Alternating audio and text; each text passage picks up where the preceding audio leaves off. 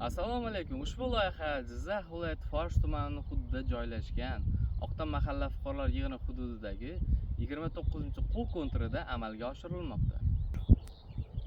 Loyihada Oqtam mahalla fuqarolar yig'inidagi 10 nafar fuqaro bilan birgalikda lider tadbirkor tomonidan jami 10 gektar yerga piyoz mahsulotlari ekilgan. Piyoz mahsuloti dastlabki unib chiqish jarayonidan keyingi bosqichga o'tilgan. 2026-yil 27-aprel holatiga ko'ra piyoz mahsulotiga mutaxassislar bilan birgalikda kimyoviy ishlovlar berilgan.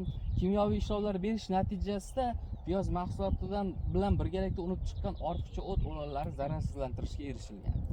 Bundan tashqari kimyoviy vositalardan, ya'ni yerni yumshatish uchun amofos, karamid, selitra kabi mineral o'g'itlar piyoz mahsulotiga berilgan.